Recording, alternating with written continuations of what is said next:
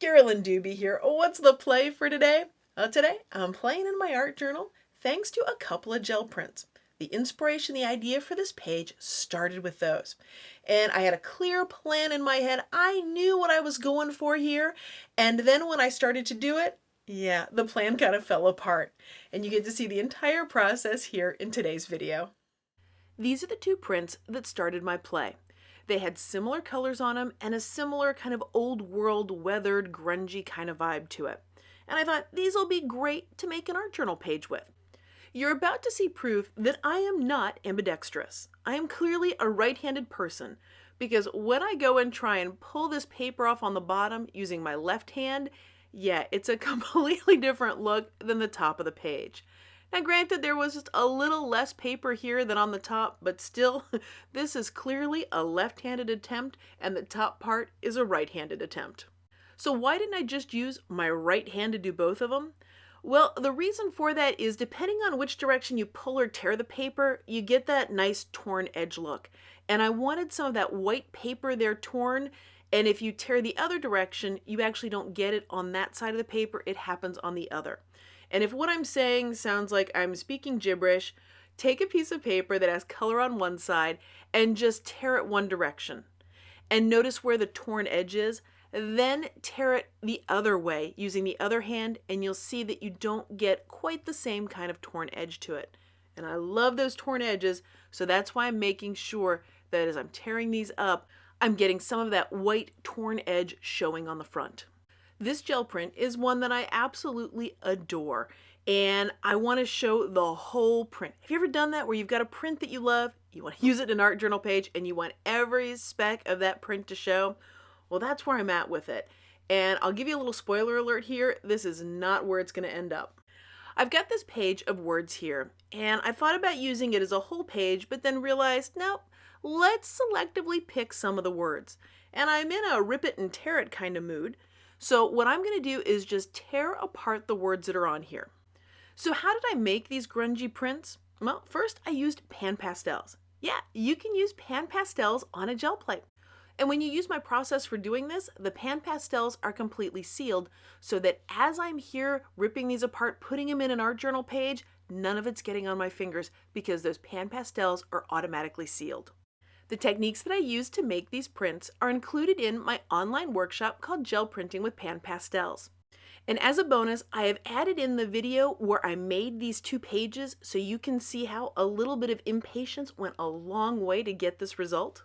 And for everybody already in the workshop, that's the cool thing about being in one of my workshops is once you're in, you've got lifetime access. So when I add more stuff to it, it's automatically included for you. Now that I've got the words ripped apart, it's time for me to choose which words I think call to me for this art journal page. And as I'm looking through them, the two that really call out to me are Choose Fearless. As I'm putting them on here, as I'm trying to figure out how exactly I want to arrange them, something happened. So what happened? Well, I couldn't find the exact right place for the words. And it wasn't me being nitpicky or me being critical about it. It just didn't have the right feel to it. So I tried it here, I tried it there, about 10 minutes of this going on. And the more I moved the words around, the more I loved the words themselves. And I kept getting all these ideas of other places I wanted to use them.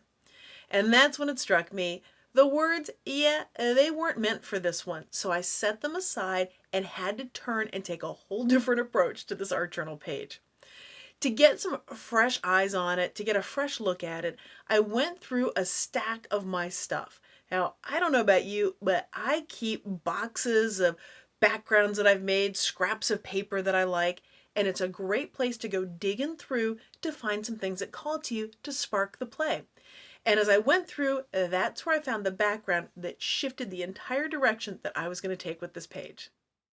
I found some painted junk mail in my stash, and if you're wondering exactly which colors I used, I couldn't even begin to tell you which colors they were exactly. Now, it's not because I don't want to tell you, it's because I can't remember. I made these a long time ago, and that's the cool thing about papers and things that you collect to art with. They don't expire. So you can paint up some papers and just save them until the project that they were meant for, the page, the collage, the ATC, whatever it is you like to make, until that thing comes along. These papers have been waiting patiently for a very long time, so that's why I can't tell you exactly what colors are on there. Now I'm not going to have any trouble covering up that background because it's the gel prints that I love about this. Now that funny little guy there, that's actually Rembrandt that I've added just a little bit of color to. And I want to put him on here with the Venetian buildings, but I don't want to cover up any of that gel print. Can you see this spatial conundrum that I'm in? Because by the time I put him on there, something's going to have to be covered up. Now I could put him in that open sky space on the left side, but I really don't like how he looks there, so I need him to be on the right. At this point in the play, I'm coming to terms with the idea that I'm going to have to cover up part of that print if I want to include Rembrandt in this. And I really like Rembrandt, and I want him in there, and I really like this print. So, yep, the struggle is real. I know this is a major, major problem. I'm sure I have all of your sympathy for what I'm going through here, having to cover up part of a print. Remember how earlier in the video I set those words that I'd torn apart aside, saying that they just weren't a fit for this art journal page? Well, I was right and I was wrong all at the same time. The words that I'd chosen were not the ones that were going to work on this page. And as I started tearing apart and playing around with some of the other ones, I realized what I wanted were smaller words and words with a slightly different meaning. So, it turns out I am going to get some words on here. In the end, it just wasn't the ones that I was expecting. And that happens to me a lot. What I think is the plan never really stays the plan. It changes and shifts as I'm going through. Now that I've got a little bit more on Rembrandt there, I'm going to commit. I am going to glue him down and I'm going to cover up part of that Venetian building.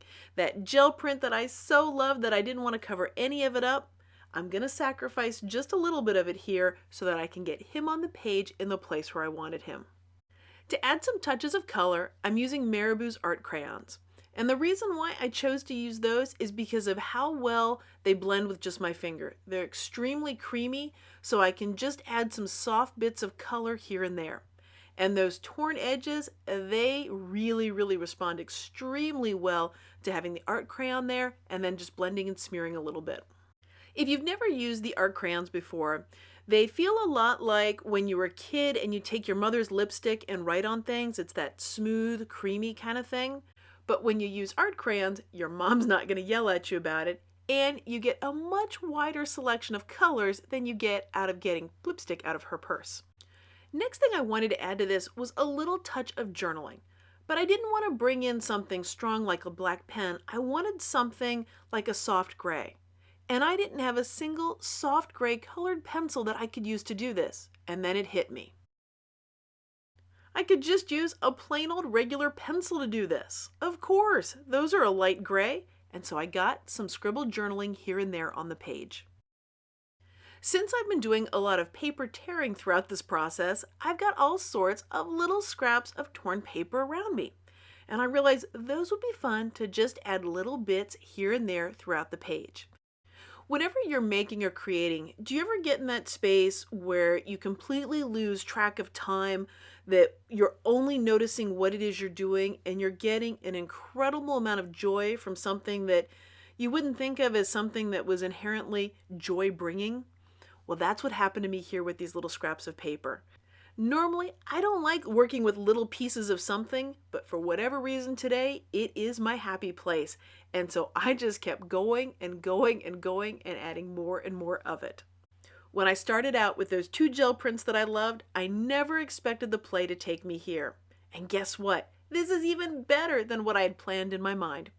And remember, if you'd like to see how those gel prints were made with pan pastels, you can find that as one of the bonuses over in my online workshop called Gel Printing with Pan Pastels, and you can find all the details and registration over at acolorfuljourney.com. Well, thanks so much for joining me for today's play. If you've been enjoying this video, I'd so appreciate it if you gave it a thumbs up. And if you'd like to see more of my videos, hit that subscribe button. That way you'll know as soon as I have a new one out. Thanks so much for letting me be a part of your colorful journey.